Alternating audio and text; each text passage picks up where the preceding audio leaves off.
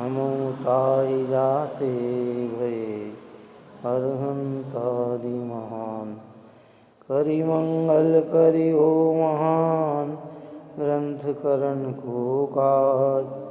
जाते मिले समाज सब पावे निज पद राज। इस भवतरु कामूलिक जानो मिथ्या भाव। ताको अब निर्मूल करी मनिए मोक्ष पाओ।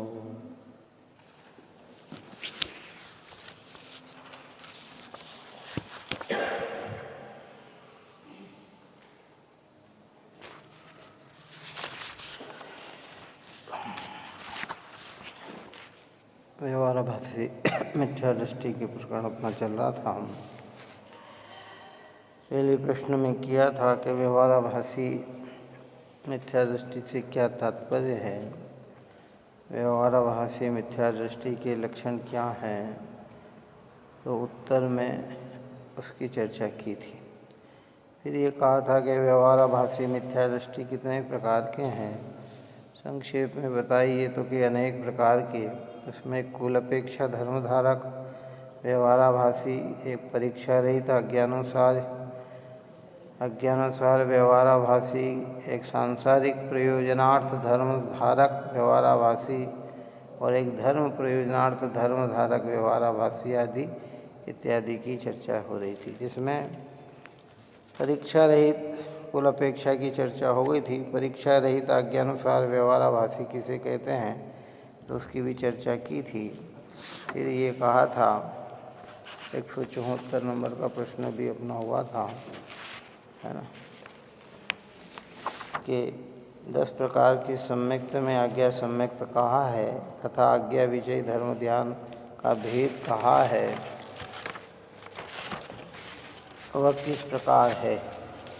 जिन वच में संशय का निषेध किया है तो ये बात कही थी कि जो मोक्ष मार्ग में प्रयोजन भूत है उनकी तो प्रत्यक्ष अनुमान आदि द्वारा परीक्षा की जा सकती है, उनकी परीक्षा अवश्य करना। मोक्ष मार्ग में प्रयोजन भूत क्या है कि 7 तत्व, देव कुदेव, धर्म कुधर्म, गुरु कुगुरु, इनकी तो परीक्षा करना, 7 तत्व की तो परीक्षा करना, है ना, संसार मोक्ष की तो परीक्षा करना, ये तो प्रयोजन भूत है ना। और इसके अलावा जो सूक्ष्म हैं, दूर हैं, उनको आगम के अनुसार ही स्वीकार करना। क्या उनकी तो और जो मोक्ष मार्ग में साक्षात प्रयोजन भूत नहीं है तथा जिनकी परीक्षा संभव नहीं है, वहाँ आज्ञा प्रमाण ही मानना। अब उसमें मान लो 1 लाख योजन का सुमेरु पर्वत अगर 80,000 का भी हो तो उससे हमारे कोई मोक्ष मार्ग में साधक बाधक नहीं बनता। जम्बूद्वीप की लंबाई चौड़ाई इतनी बनाई, उससे अगर थोड़ी सी कम भी हो तो उससे कोई फर्क नहीं पड़ता। लेकिन 7 तत्व में एक तत्व भी कम माने तो नुकसान हो सकता है ना। देव को गुरु कुदेव में अगर हम परीक्षा न करें तो नुकसान हो सकता है, इसलिए इनकी प्रयोजनता समझकर इनकी परीक्षा करना है। और अन्य की जो सिद्धांत में कहा है उसकी जो सिद्धांत के शास्त्र है उनकी तो प्रामाणिकता रहती ही है, उनकी परीक्षा करने का प्रयोजन नहीं है। यदि बिना परीक्षा किए ही आज्ञा मानने से सम्यक्त और धर्म ध्यान हो जाए तो द्रव्यलिंगी आज्ञा मानकर मुनि हुए तथा आज्ञानुसार साधन द्वारा ग्रीविक पर्यंत जाते हैं, वे मिथ्या दृष्टि किसे होते हैं। इसलिए कुछ परीक्षा करके आज्ञा मानने पर ही सम्यक्त व धर्म ध्यान होता है। क्या है, क्योंकि द्रव्यलिंगी भी ये करता है। अगर मान लो इससे ही होता तो फिर उन्हें भी सम्यक्त हो जाना चाहिए। इसलिए जो प्रयोजन भूत है उनकी परीक्षा भी करना और आगम में सिद्धांत ग्रंथों में उनका स्वरूप जैसा कहा है वैसा भी मानना है न समझ में। और परीक्षा करेगा तो सिद्धांत ग्रंथों में जो कहा है वही निकलेगा, अन्यथा निकलने वाला नहीं है।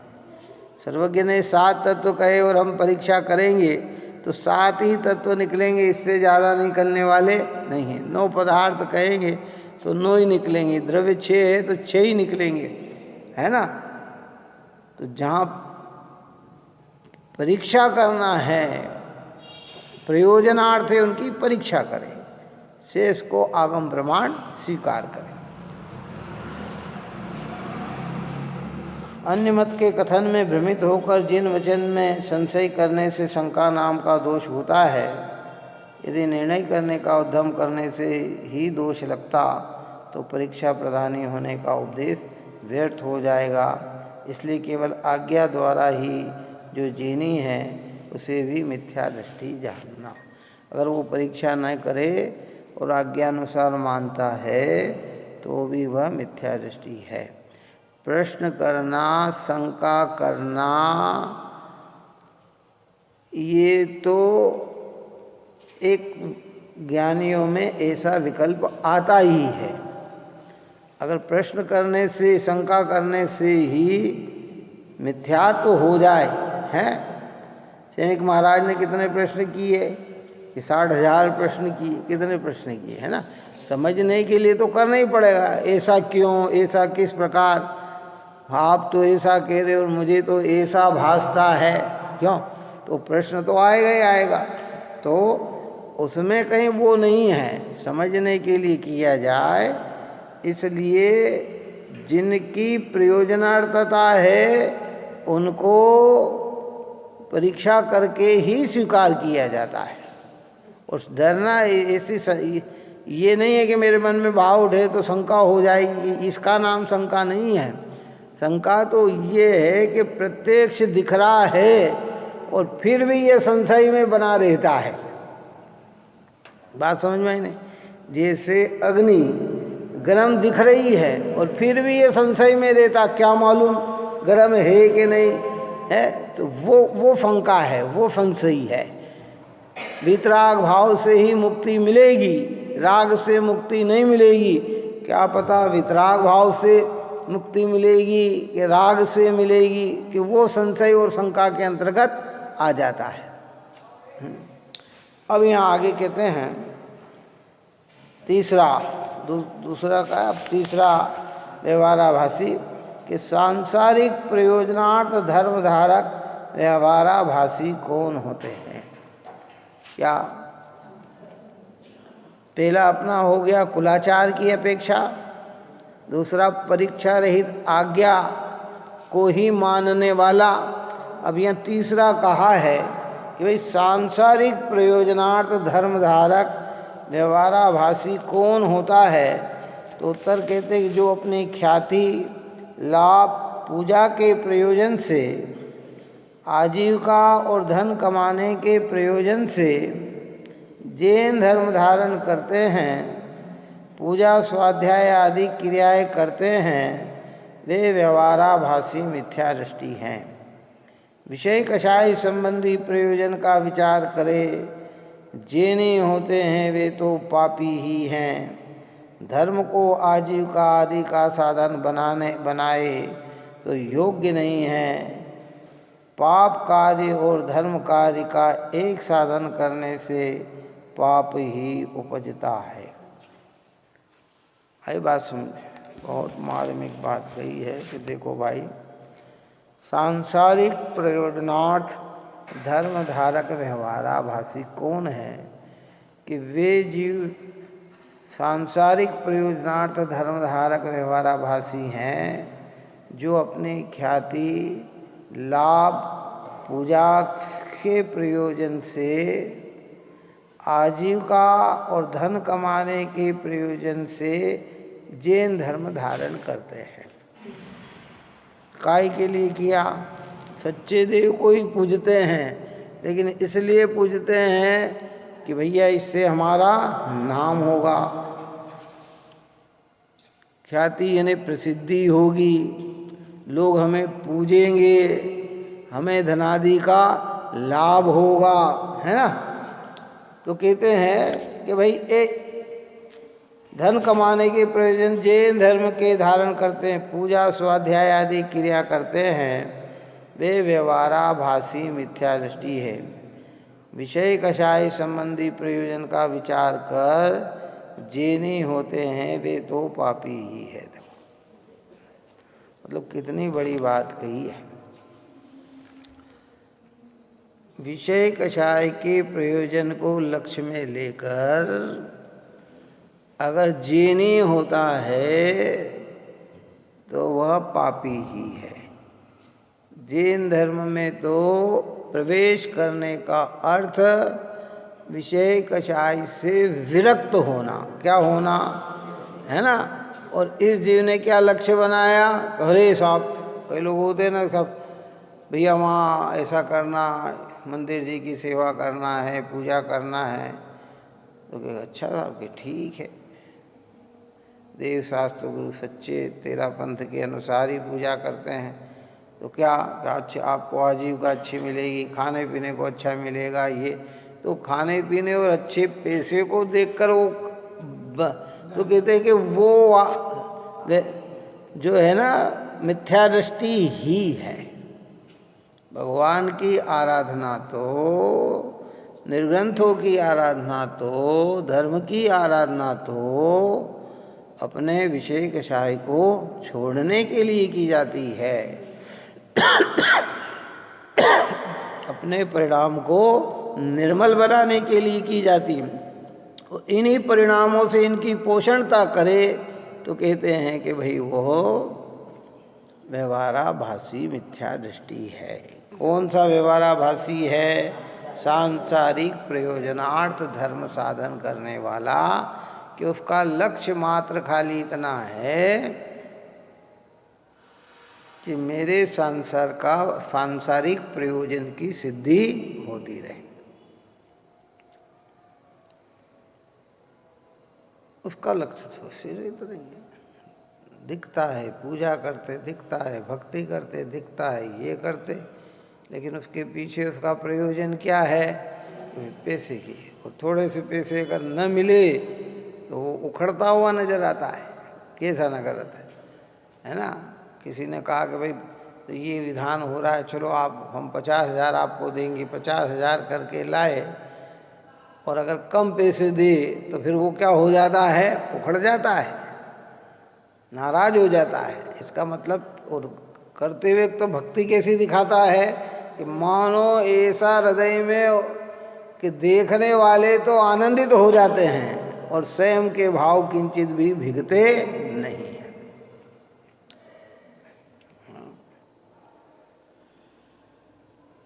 इसलिए यहाँ कहा है, टोडरमल साहब ने तो इस विषय में बहुत कुछ कहा कि भैया इसलिए कहा कि क्या कि आजीविका कमाना हो तो व्यापार कर लेना अच्छा है, लेकिन धर्म के आराधक बनकर आजीविका नहीं कमाना।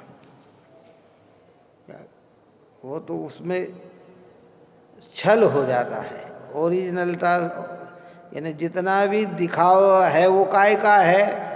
उसका ही। बहुत कुछ है, अब क्या कहें। संसार अब तो वर्तमान में सब धर्म तो आजीविका का साधन बनाए तो योग्य नहीं है। पाप कार्य और धर्म कार्य का एक साधन करने से पाप ही उत्पन्न होता है। क्या?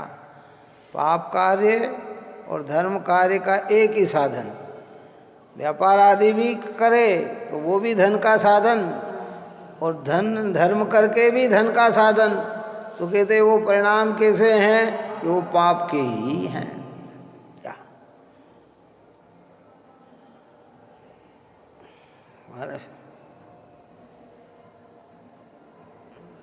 बहुत सारी प्रयोजनता है। इसलिए हमारे वर्तमान समय में गुरुदेव की सानिध्यता से निकले हुए पूर्व में जितने भी विद्वद्गण थे वो तो कहीं भी पैसे लेते नहीं थे, पर समय के साथ धीरे धीरे बदलाव आया। तो आज भी जितने भी विद्वद्गण या पूजन आदि कराने वाले आते हैं, वे शर्त पे नहीं आते हैं। आपकी स्वेच्छा से जो आप दे दें वे रख लेते। वे ये नहीं कहते हैं कि मुझे इतना चाहिए, है, क्योंकि इतना चाहिए तो उसके अंदर क्या हो गया कि धन मुख्य हो गया, धर्म गौण हो गया, है ना। उनकी व्यवस्था को देखकर साधर्मी उनके संयोग करते हैं, उनकी प्रक्रिया करते हैं। और अपने यहाँ तो कई विद्वान ऐसे भी आए जिन्होंने स्पष्टली शब्दों में भी ये कहा कि हमें नहीं चाहिए, ले भी नहीं गए और वापस भेज दिए। और कई लोगों ने लिए भी तो स्पष्ट भरे शब्दों में कहा कि अगर मंदिर का पैसा हो तो हमें नहीं चाहिए। क्या कहा कि मंदिर का अगर आप संस्था से दे रहे हो तो हमें नहीं चाहिए, व्यक्तिगत अगर आप दे रहे हो तो कोई बात नहीं, लेकिन संस्था से हम दान का पैसा हम हमारे जीवन में उपयोग नहीं करें। तो ऐसे भी सरल जीव होते हैं। हाँ, तो कहने का प्रयोजन ये है कि ये जो खाली इसी में आजीविका का जो साधन बना लेता है तो उसका प्रयोजन, यद्यपि वो महिमा अनंत देव की ही गाता है, महिमा काय की गाता है, हाँ, देव शास्त्र गुरु की ही आराधना करता है, लेकिन उसके पीछे उसका लक्ष्य जो होता है वो सांसारिक प्रयोजन होने से, वह सांसारिक प्रयोजनार्थ कार्य करने से वह इस प्रकार का मिथ्या दृष्टि कहलाता है। और नहीं, आवश्यकता ही नहीं है। और ये कीमती चीज है, ये तो ये इसका कोई मोल नहीं होता। उसके लिए तो जिनागम में श्रावकों का कर्तव्य बताया है। जिनवाणी जब पढ़ाई जाती है ना तो जिनवाणी में सब प्रकार की प्रक्रिया का ज्ञान कराया जाता है कि अगर कोई धार्मिक व्यक्ति है, धर्म की आराधना कर रहा है और कर्मों के उदय में उसकी अनुकूलता में बाधाएं हैं, अर्थहीन है, रोगी शरीर है, कमाने वाला कोई नहीं है, तकलीफ में है, तो वहाँ निष्प्रयोजन जीव को उसकी मदद करना चाहिए। और मदद भी ऐसी करना चाहिए कि दूसरे को भी पता न लगे। बात आ रही, समझ में नहीं आ रही? 10-20 जने के बीच में नहीं कहना चाहिए कि भैया कल तू आके ये ले जाना। क्या बात आ रही, समझ में नहीं आ रही?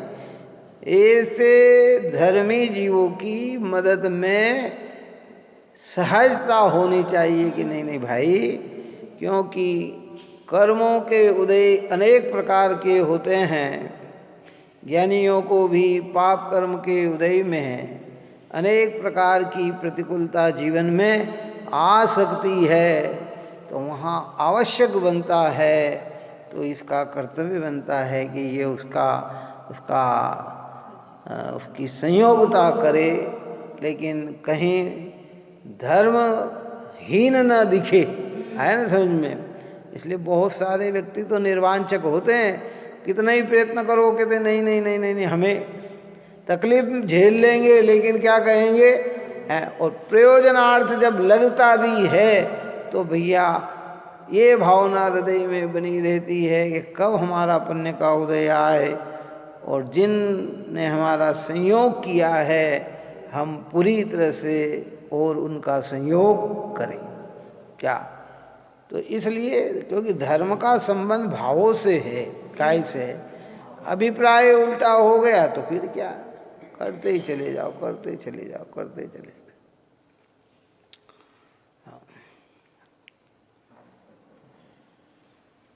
इसलिए विषय कषाय संबंधी प्रयोजन विचार कर जे नहीं होते हैं वे तो पापी ही होते हैं। धर्म को आजीविका का साधन बनाए तो योग्य नहीं है। पाप कार्य और धर्म कार्य का एक साधन करने से पाप ही उपजता है। फिर प्रश्न कर दिया कि आजकल तो सभी धार्मिक आयोजन में धन की ही प्रधानता देखी जाती है। धन के बिना धार्मिक आयोजन कैसे संभव है? भाई आजकल वर्तमान समय में देखो, पुराने समय में तो हमने एक से एक ऐसे ऐसे दृष्टांत देखे हैं, सुने हैं, पढ़े हैं। भागचंद जी छाजड़ जैसे कि इतनी तकलीफ होने पर भी कभी अपनी पीड़ा को व्यक्त नहीं किया है, समझ में है। और लोगों ने सहायता भी करी है। कुछ पैसे जब पता लगा और कहा उनने व्यापार किया तो दिमाग में फिर एक ही बात रही, जब तक कर्जा नहीं उतारा तब तक उनने अच्छा खाया तक नहीं, खाता नहीं, समझ में। ऐसा नहीं कि दूसरे का है तो कि नहीं, वो अच्छा पहने तक नहीं, वो उसी हिसाब से। और जिस दिन फ्री हो गए कि वो कर्ज चुक गया है तो, परंतु आज वर्तमान में तो ऐसे ही दिखाई देता है कि जितने भी धार्मिक आयोजन में धन की ही प्रधानता देखी जाती है। धन के बिना धार्मिक आयोजन कैसे संभव है? तो उत्तर, धार्मिक आयोजन के लिए वांछित धन की व्यवस्था तो दातार के द्वारा दी गई दान राशि से ही हो जाती है, लेकिन धार्मिक आयोजन का लक्ष्य धन संग्रह को ही बना लेना योग्य नहीं है। क्या कहते हैं कि भाई वो तो जो धार्मिकता में जो खर्च होता है वो तो दातार के दिए हुए दान से ही हो जाता है, लेकिन कोई उसी को धन संग्रह करने का लक्ष्य बना ले। क्या बना ले? कि बस ऐसे ही धन कमाने लग जाए, मालिक बनने लग जाए, तो कहते हैं कि ये उचित नहीं है। होते जगह जगह के कार्य में पैसा भी लगता है, बिना कोई भी धार्मिक कार्य होगा तो पैसे के बिना तो होगा ही नहीं। लेकिन कई लोगों की भावना ये रहती है, संग्रह करने की रहती है कि इससे से ज़्यादा संग्रह हो जाए, कि भैया संग्रह कर भी लेंगे और वो जो पैसा है वो अगर धार्मिकता में न लगे और स्वयं की भोग में लग जाए तो वो तो बहुत बड़ा दोष उत्पन्न हो जाता है। क्या ऐसा होने पर साधारण जनों में हीन भावना पनपती है, जो अधिक धन प्रदान नहीं कर सकते। और इसमें क्या साधारण जनों में क्या होती है, एक ने इतना दिया हमने नहीं दिया, तो उसमें हीन भावना आ जाती है कि भाई हीन भावना की जरूरत नहीं है। काल दोष से धनिकों को ही धर्मात्मा मान लिया जाता है। आज वास्तविकता में ये पूरा सत्य है। क्या है? आज जीवन भर जिसने त्याग तपस्या की है उसकी महत्ता नहीं। 10-20 लाख रुपए कोई खर्च कर दे तो धर्मात्मा वो सिद्ध हो जाता है। कौन हो जाता है? क्या? अरे भाई बहुत बड़े, इनने इतना कर दिया, इनने इतना दे दिया, इनने ये दे दिया। भले उसने प्रशंसा की चाह में दिया, क्यों कि जिनने धार्मिक जीवन जिया है उनके तो अंदर से परिणाम धार्मिक है, और इसका परिणाम अंदर से धार्मिक नहीं है, प्रशंसा की चाह में दिया गया है, तो वो धर्म ही नहीं है। लेकिन जगत के जीवों को क्या भासता है कि भाई अरे ये धर्मात्मा है, अरे साहब इतने करोड़ में बोली गई, इतने अरब में बोली गई, इतने लाखों रुपए में बोली गई, कि भैया बोली लगाने वाले की देखो, देखने वाला तो प्रशंसा करेगा और करना भी चाहिए, परंतु उसे समझना चाहिए कि मेरे भाव किस प्रकार के हैं। इसलिए तो बहुत भ्रमणा आ गई। सत्य धर्म तो एक तरफ ही रह गया। हाँ, जहाँ ओरिजिनलिटी है वो तो कहाँ अलग ही कोने में विराजमान हो गया। सब भारी भारी चीज़ आके खड़ी हो गई है, और देखने वाले बस ये हो गया, ये हो गया, ये हो गया। कह रहे भैया या टोडरमल जी साहब ने ये बात 250 वर्ष पहले लिखी। कहते हैं उन्हें पता था कि संसार, उस समय भी ये फी दशा थी। आज जितना पैसा तो उस समय भी खर्च नहीं होता था धर्म कार्य में। कितना जो आज बोली जाती है उतना तो पूर्व में था ही नहीं है, क्यों है? लेकिन फिर भी थोड़ी थोड़ी बोलियों में भी जिनका प्रयोजन लौकिक ही होता था। यद्यपि वो बोली जिनेंद्र की ही लेते थे, जिनवाणी की ही लेते थे, निर्ग्रंथ गुरु की ही लेते थे, हैं, लेकिन उनका अभिप्राय अंदर में मात्र प्रशंसा का ही रहता था।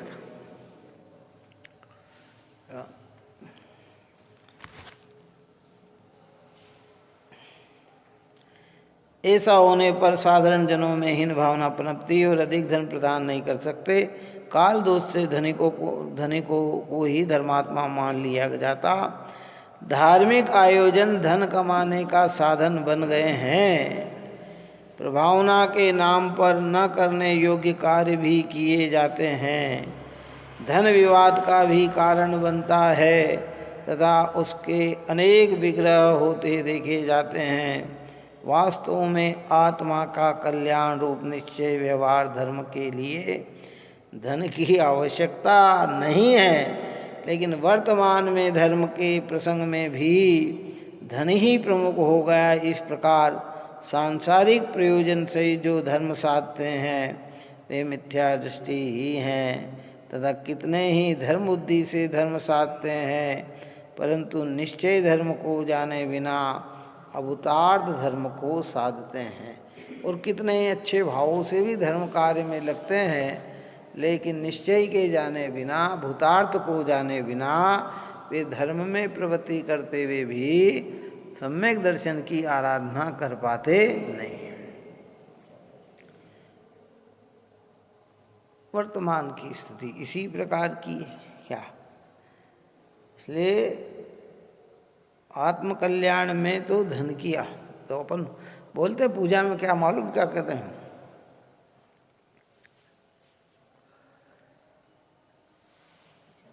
देव शास्त्र गुरु की पूजा का अंतिम अर्घ का बोलते हैं भारेल जी की, क्या वो मूल्य जगत का वैभव ये क्या मुझको सुखी बना सकता।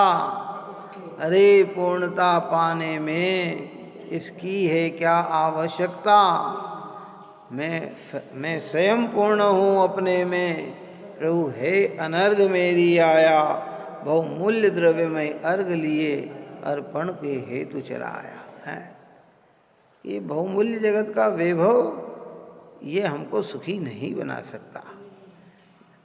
पुण्योदय से मिला हुआ धन धर्म के कार्य में लगाने की ज्ञानियों को भावना होती है, पर धन के खर्च करने से धर्मात्मा हो जाए ऐसा नहीं है, क्योंकि धर्मात्मा तो प्रयोजनभूत तत्व को समझने से होता है। काय से होता है ना? उसके जीवन में जो जो प्रसंग बनते हैं, जो जो साधन मिलते हैं, जैसी जैसी क्षमता होती है, उसको अच्छे कार्य अच्छे कर्म में करने की भावना उसके हृदय में होती है। पर वो जानता है कि ये पुण्य का ही कार्य है, अगर परिणाम सरल रहे तो, और परिणाम अगर सरल न हो तो ये धन भी पुण्यबंध का कारण नहीं है। व्यवहार में कहते थे वो ठीक है, ज्ञानी तो अपने आप को सौभाग्यशाली समझ है।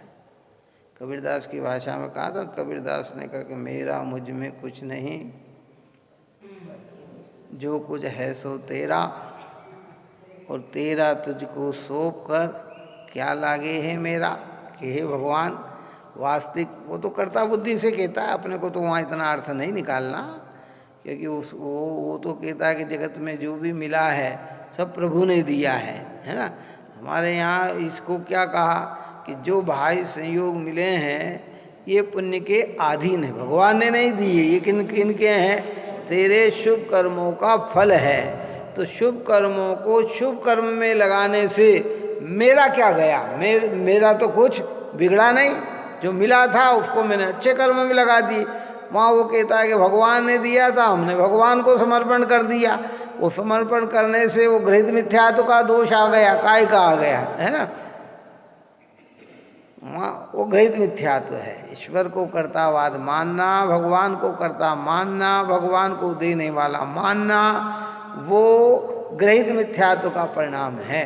लेकिन ज्ञानी को पुण्योदय से मिली हुई वस्तु में ऐसा भाव आता है कि इससे जिन धर्म की प्रभावना हो, जिन मार्ग आगे की ओर बढ़े, सारे जगत के जीव तत्वाभ्यास में लगे, भेद ज्ञान में लगे, देव धर्म गुरु की आराधना में लगे, तो उसे इस प्रकार का भाव आता है क्या?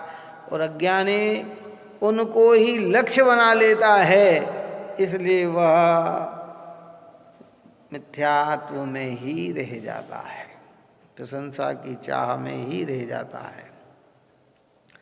अपन ने उस रोज कहा था ना कि जो ख्याति लाभ पूजादि चाहा, धरी करण विविध विध दे दहा, आत्म अनात्म के ज्ञानहीन, जे जे करनी तन करण छीन।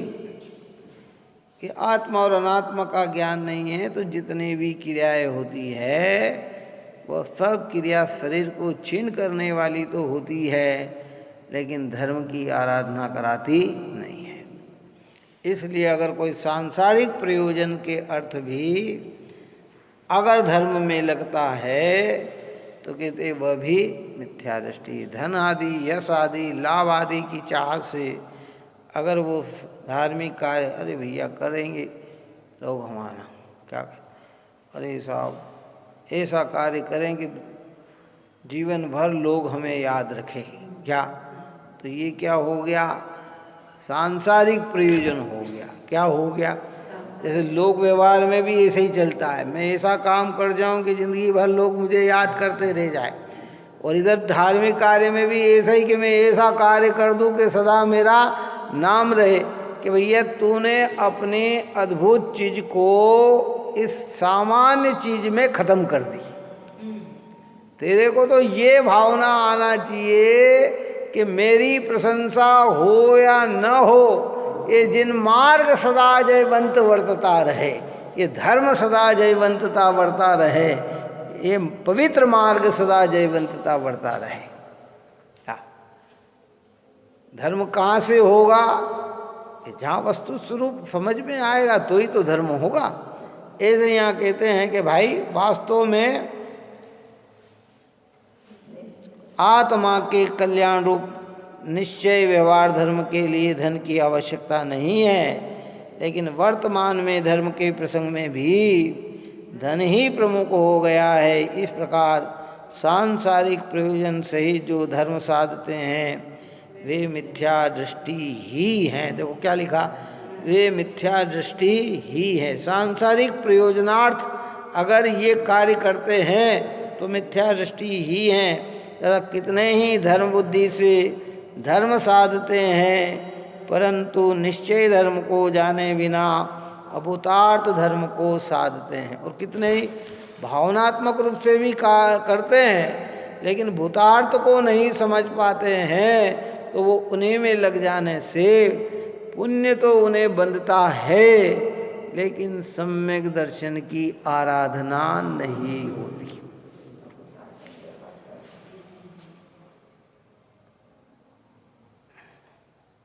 एक कली काल ऐसा ही है, ये तो कली काल में तो यही सही है। यहाँ ओरिजिनल धर्म की कीमत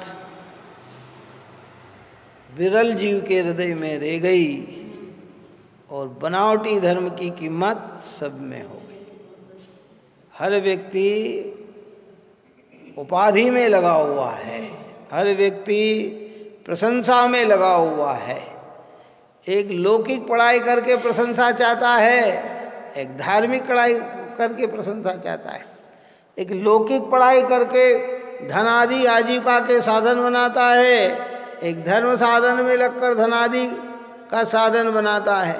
तो कहते हैं कि उस प्रयोग यद्यपि है ना, होते आजकल क्या है कि जैन धर्म के भजन को भी किसको अच्छे गायककार से गवाते हैं,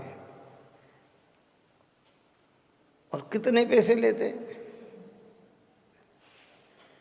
सुनने वाले आप और हम कितने आनंदित हो जाते हैं। कौन सा?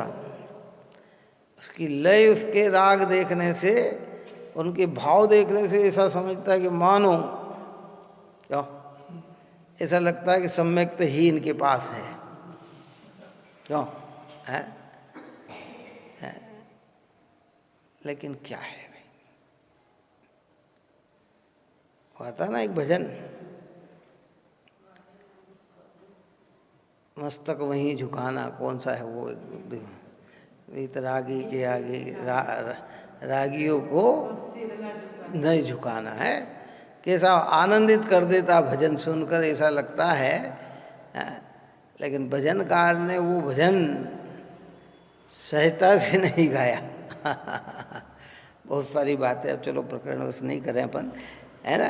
तो कहते कितने ही आगे प्रश्न करते हैं, धर्म बुद्धि से धर्म का साधन करने में क्या दोष है? ये किस प्रकार व्यवहाराभासी हुए? क्या आपने कहा कि धर्म बुद्धि से धर्म साधन करते हैं, दो ऊपर की बात में ये बात कही कि जो धर्म बुद्धि से धर्म साधन तो करते हैं लेकिन परमार्थ को नहीं समझते हैं, इसलिए वो क्या है? व्यवहाराभासी हैं। तो यहाँ ये कहते हैं कि जब धर्म बुद्धि से धर्म साधन करते में क्या दोष है, तो वे किस प्रकार व्यवहाराभासी हुए? तो कहते हैं धर्म बुद्धि से धर्म का साधन करने में कोई दोष नहीं है, परंतु आत्मा के कल्याण रूप निश्चय व्यवहार रूप धर्म ही वास्तविक धर्म है। निश्चय के बिना व्यवहार नहीं होता, व्यवहाराभास होता है। वे व्यवहार सम्यक दर्शन ज्ञान चारित्र को ही मोक्ष मार्ग जानकर उनका साधन करते हैं। देव शास्त्र गुरु के सिद्धांत भक्ति तथा सात तत्वों के सिद्धांत का व्यवहार पक्ष ही ग्रहण करते हैं, इसलिए इनके सिद्धांत में भी अन्यथापना होता है। वहाँ देव गुरु धर्म तथा सात तत्वों के वास्तविक लक्षण नहीं पहचान कर बाह्य क्रिया एवं लक्षणों के निर्धार करते हैं, उससे इनका अन्यथा श्रद्धान होता है। अब धर्म बुद्धि से तो धर्म साधन में लगा, काय से लगा? बहुत अच्छे भाव से लगा, भगवान की पूजा करता है, विनय करता है ना, व्रतादिक धारण करता है क्या, और इसमें वास्तविकता में तो इसमें लगा कोई दोष नहीं है, परंतु आत्मा के कल्याण रूप निश्चय व्यवहार रूप धर्म ही वास्तविक धर्म है। आत्मा का कल्याण में क्या है? निश्चय और व्यवहार रूप, क्योंकि जहाँ निश्चय होता है वहाँ व्यवहार नियम से ही होता है। क्या होता है? हाँ, श्वेतांबर मत में ये मान्यता है कि पहले व्यवहार होता है फिर निश्चय होता है, और वही मान्यता हमारे यहाँ भी कई पक्षों को हो गई। ये पहले व्यवहार होता है। अरे भाई, जो कार्य आप और हम कर रहे हैं ना, वो व्यवहार नाम तब पाता है कि जब निश्चय प्रकट हो जाए। अगर निश्चय प्रकट न हो तो वो व्यवहार ही नहीं है। मैंने कल कहा था ना, परसों दृष्टांत दिया था कि मिट्टी के घड़े में जल भरे तो जल का घड़ा कहलाए, काय कहलाए, और अगर उसमें जल भरा ही नहीं तो फिर उसको कौन जल का घड़ा कहेगा? घड़ा तो तैयार है, पर वो व्यवहार उसका नाम जल का घड़ा कब कहलाएगा? कि जब उसमें जल भरेगा। घी का घी भरा तो मिट्टी का घड़ा घी का घड़ा कहलाएगा। घड़ा तो तैयार हो गया, तो उसको व्यवहार नाम कब पाएगा? कि जब निश्चय होगा तो व्यवहार नाम पाएगा। और अगर निश्चय ही नहीं हुआ तो उसे कौन कहेगा कि घी का घड़ा? बताओ कौन कहेगा? है? अब हम आज वर्त उस समय मिट्टी के चलते थे, आजकल स्टील के चलते हैं, चांदी के चलते हैं। तो हम जो डब्बा खरीद के लाते हैं तो उसको भैया कहते ये स्टील वाला ये डब्बा बताना, तो जरा ये इसकी चौड़ाई ये डब्बा दिखाना। तो माँ उसको ये नहीं कहते कि ये घी का डब्बा दिखाना। तो क्यों? क्योंकि उस समय उस डिब्बे में आप घर में ले जाकर क्या भरो उसको क्या पता? बात समझ में आई नहीं? अगर आपने उसमें आटे में ले लिया तो वो अब डिब्बा काहे का कहलाने लगा? आटे का डिब्बा कहलाने लगा। चावल भर दिए तो चावल का डिब्बा कहलाने लगा। दाल भर दी तो कहना दाल का डिब्बा कहलाने लगा। मिर्ची मसाले भर दिए तो उसका डब्बा कहलाने लगा, उसके पहले तो वो डिब्बा है। तो व्यवहार कब कहलाया कि जब निश्चय हुआ तो व्यवहार कहलाया, है ना। वास्तविकता में देव शास्त्र गुरु का सिद्धांत सम्यक दर्शन कब कहलाता है कि जब देव शास्त्र गुरु की आराधना करते हुए अपने शुद्धात्मा से परिचित हो जाता है, तो ये देव शास्त्र गुरु का सिद्धांत भी क्या कहलाता है, सम्यक कहलाता है। और अब परिचित ही नहीं हुआ तो कहते भैया फिर क्या है, क्या पता क्या ले, भरेगे तो मालूम पड़ेगा क्या। अब आपने जिस जिस में प्रसंग में भरे वो उसी का नाम फिर कहलाएगा। क्यों, पॉलीथिन की थैली लेके आए अपन, बोलो बाजार से लेके आए, अब उसमें सब्जी भरे तो कहते सब्जी की थैली, क्या कहलेंगे, यही कहेंगे ना। फल फ्रूट भरे तो क्या ये फल की थैली देना, तो केले भरे तो केले की थैली देना, तो यही कहेंगे ना। और उसमें भोजन रखा तो भोजन की थैली कह देंगे। बात समझ में? पर कहलाएगा कब कि जब उसमें हो। ऐसे जहाँ निश्चय होता है वहाँ ही व्यवहार होता है। अगर निश्चय नहीं है तो व्यवहार होता ही नहीं है। और निश्चय और व्यवहार का जोड़ा है। काय का जोड़ा है? जोड़ा है। ऐसा नहीं होता कि अकेला निश्चय रहे। हाँ, जब पूर्णता की प्रकट हो गई, भगवान सिद्ध बन गए, अब वहाँ व्यवहार कुछ नहीं है, वहाँ क्या है? लेकिन नीचे की भूमिका में क्या है कि निश्चय। चौथे गुण स्थान में चौथे गुण स्थान जैसी प्रक्रिया, पंचम गुण स्थान में पंचम गुण स्थान जैसी प्रक्रिया, छठे गुण स्थान में छठे गुण स्थान जैसी प्रक्रिया। वो व्यवहार बराबर होता है। वो केले कहा जाता है कि ये इनका है, ये इनका है, ऐसे यहाँ कहते हैं। परंतु आत्मा का कल्याण रूप निश्चय व्यवहार रूप धर्म ही वास्तविक धर्म है। निश्चय के बिना व्यवहार भी नहीं होता, व्यवहाराभास होता है। वे व्यवहार सम्यक दर्शन ज्ञान चारित्र को ही मोक्ष मार्ग जानकर उसका साधन करते हैं। कौन? जो धर्म बुद्धि से धर्म का साधन करते हैं ना, वे क्या कि व्यवहार क्या व्यवहार वे व्यवहार तथा सात तत्वों के सिद्धांत का व्यवहार पक्ष ही ग्रहण करते हैं। क्या करते हैं?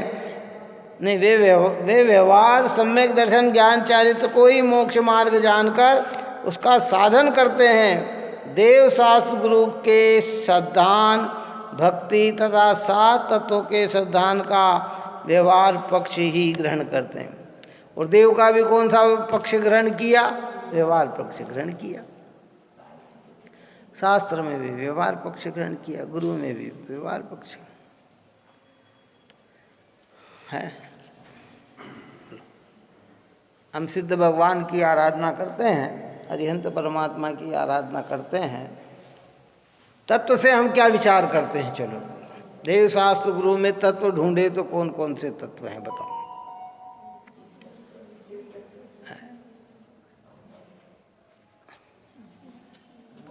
हम तत्व की दृष्टि से ही नहीं सोचते, हम तो बस कि भैया सिद्ध भगवान में मोक्ष तत्व है। क्या है? मोक्ष तत्व हुआ ना सिद्ध भगवान को, जीव का मोक्ष हुआ तो जीव तत्व है। और जिनका मोक्ष होता है वे जन्म जरा मृत्यु आदि सबसे रहित हो जाते हैं, उनके शरीर आदि होते नहीं हैं। और जहाँ मोक्ष होता है वो संवर निर्जरा पूर्वक ही होता है। और संवर निर्जरा की वृद्धिगतता साधुओं में होती है। क्या होती है? अब साधु संवर निर्जरा के चलते फिरते सिद्ध के समान जो कहा ना, साधु में झड़ झड़ कर्म झड़ रहे हैं और नया बंधन उनका रुका हुआ है। आश्रव का निरोध और बंध का आश्रव का निरोध किया वो संवर है, और पूर्व का बंध का खिर जाना वो क्या है? और बंद रुक जाना वो संवर है। तो उसमें संवर भी आया, क्या क्या आया है? और पर से उपयोग हटकर आत्मा में उपयोग लगा, काय में उपयोग लगा है। तो अजीव से उपयोग हटा और अपने में आया, तो वहाँ अजीव का भी श्रद्धान हुआ। तो ऐसे तत्वों के श्रद्धान से सम्यक तो होता है। अब ये खाली व्यवहार पक्ष पकड़ता है तो कहते उससे उसकी आराधना होती नहीं।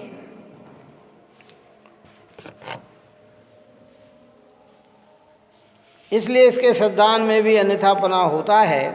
वहाँ देव गुरु धर्म तथा सात तत्वों के वास्तविक लक्षण नहीं पहचान कर बाह्य क्रिया एवं लक्षणों से निर्धार करते हैं, उससे इसका अन्यथा श्रद्धान होता है कि बाहर से ही निर्धार करता है, इसलिए वास्तविकता में नहीं पहुँचा। पर ने एक सूत्र दिया था अष्टपहौड़ का कि देखो अष्टपहौड़ की गाथा में ये आता है, अष्टपहौड़ में है कि काय में है कि अरहंत सिद्धाचार्य पाठक साधु है परमेष्टिपन, ये सब आत्मा की अवस्था है, आत्मा ही है सरल। भगवान किसकी अवस्था है? आत्मा की अवस्था है ना। सिद्ध भगवान भी आत्मा की अवस्था, अरिहंत भगवान भी आत्मा की अवस्था, आचार्य भी आत्मा की अवस्था, उपाध्याय भी आत्मा की अवस्था, साधु भी आत्मा की अवस्था। किसकी? तो आत्मा की अवस्था है वो देह से भिन्न है। कौन सी बात आ रही थी? जो देह की अवस्था है वो तो पौद्गलिक है, लेकिन जहाँ संवर निर्जरा है वो आत्मा के निर्मल परिणाम है, वो साधु है। साधु का मतलब क्या? संवर निर्जरा का धारी। हे मुनिवर कब मिलिए उपकारी, साधु दिगंबर नगन निरंबर, संवर भूषण धारी वे मुनिवर कब मिलिए उपकार को। काय के आभूषण धार रखे हैं? संवर की। साधु यानी नए कर्मों को रोकना, एक भी मिथ्यात्व संबंधी कर्म का बंधन नहीं होना और पूर्व के कर्म का झड़ना। तो वो अवस्था किसकी है? आत्मा की अवस्था है। अब हम इनमें आत्मा तो देखते ही नहीं। आप और हमारा श्रद्धान कैसा किया?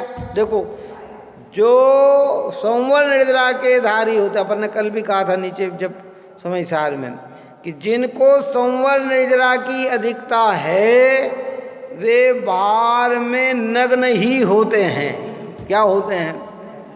लेकिन कोई नग्नता का ही विश्वास करे और संवर निर्जरा का विश्वास न करे तो वो व्यवहाराभासी कहलाता है। हम तक समझ में आया? नहीं आया?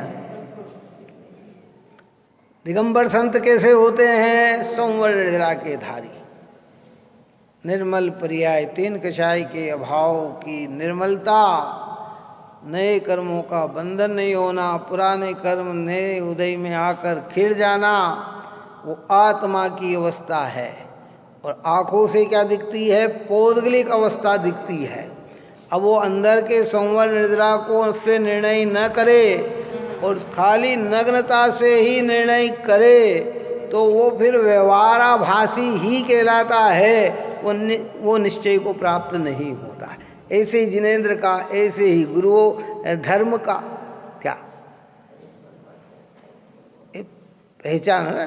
टोडरमल साहब ने इसमें बहुत कुछ लिखा है 7वें अधिकार में। तो उन्होंने मान लो कि हमारी अनादिकालीन कई ग्रहित मिथ्यात्व की मान्यता को तोड़ दिया और अग्रहित से लड़ने की कला सिखा दी कि कैसे इससे अग्रहित मिथ्यात्व को छोड़ा जा सकता है। क्या है? व्यवहार साधन है। अब यहाँ ऊपर में कहा निश्चय व्यवहार का जोड़ा साथ चलता है। अंदर में ये है तो बाहर में ऐसा है, और अगर बाहर में है और अंदर में न है तो वो व्यवहाराभास है। क्या समझे आप? जिनके पास धनादि का संग्रह अधिक होता है उनके भाई में वैभव आदि दिखते हैं। क्या दिखते हैं? बात समझ में आई कि नहीं? अंदर है तो बाहर में क्या होता है? प्रकट दिखता है। लेकिन अगर किसी का बाहर में दिखे और अंदर में हो नहीं तो फिर वो भ्रमित ही होता है ना। क्या होता है? कि वो भ्रमित ही होता है, हैं? इसलिए वहाँ देव गुरु धर्म तथा 7 तत्वों के वास्तविक लक्षण नहीं पहचान कर बाह्य क्रिया एवं लक्षणों से निर्धार करते हैं, उससे इनका अन्यथा श्रद्धान होता है। कि उससे श्रद्धान कैसा हो गया? अन्यथा श्रद्धान हो गया। अन्यथा श्रद्धान का मतलब क्या? अन्यथा किसको कहते हैं? विपरीतता का नाम है अन्यथा। झूठा का नाम है अन्यथा। जैसा है उसे वैसा न कहकर अन्य कहना, वो अन्यथा हो गया, झूठा हो गया। कि भाई ये होते हैं क्या? कई लोग कहते हैं मोक्ष में, अरे भैया मोक्ष में बहुत सुख है। तो काय का सुख है? तो अगर वो सांसारिक सुख से उसकी तुलना करते हैं तो फिर मोक्ष की पहचान नहीं होती है। और आत्मिक सुख से अगर उसकी तुलना करते हैं तो मोक्ष की पहचान होती है। बाहर में कहते भाई स्वर्ग से भी अधिक सुख मोक्ष में है। तो स्वर्ग का सुख कौन सा? वो इंद्रिय जनित है। स्वर्ग में सुख काय का? वो तो इंद्रिय जनित है। वहाँ जो है शारीरिक रोग नहीं है, क्या धनादि की आवश्यकता नहीं है, बार बार तत्क्षण बार बार मरना नहीं पड़ता है। मरण तो होता है पर स्वर्ग में बार बार मरना नहीं होता है। कम से कम 10,000 वर्ष। और ऊपर का देखो 10,000 प्रकरण बस बात निकल गई। 10,000 की आयु तो नरक में भी है। कितनी है? इस ओर ध्यान थोड़ा सा दें हम। क्या कहते हैं हमारे यहाँ ये 2 गति बताई ना, स्वर्ग की देव गति और नरक गति। इसमें जो भी जीव जन्म लेगा कम से कम 10,000 वर्ष तो फिक्स हो गए। कितने फिक्स हो गए? पर नरक के 10,000 वर्ष में क्षण क्षण मरना है। देह तो उसकी 10,000 वर्ष बाद छूटेगी, लेकिन दुख मरण जैसा प्रतिपल भोगेगा। तिल तिल करे देह के खंड, असुर भिड़ावे दुष्ट पचन। और स्वर्गों में ऐसा नहीं है। स्वर्ग के अंदर क्या है? बार बार वहाँ कोई एक्सीडेंट नहीं होते, कोई बीमारी से मरता नहीं है, पीड़ा नहीं है। तो वो स्वर्ग की अवस्था है। तो कहते मोक्ष में भी ऐसा अनंत काल तक। अरे भाई स्वर्ग में लाखों करोड़ों अरबों खरबों सागरों में भी एक बार तो मरना पड़ता ही है, लेकिन सिद्ध बनने के बाद फिर कभी मरण होता ही नहीं है। स्वर्ग में इंद्रिय जनित सुख है, सिद्धालय में अतीन्द्रिय सुख है। सिद्धालय का सुख निरपेक्ष है, स्वर्गों का सुख सापेक्ष है। इसलिए वो उसका विचार नहीं करता है तो भी हाथ में उसकी कोई वस्तु आती नहीं है। इस प्रकार की बात यहाँ कही है। आगे प्रकरण अपना और चलेगा। आप और हम सभी जीव निरंतर तत्व ज्ञान के अभ्यास करते हुए, भेद ज्ञान करते हुए देवादिदेव अरिहंत आदि सिद्ध आदि पंच परमेष्टि की शरण में बने रहें, यही मंगल भावना है।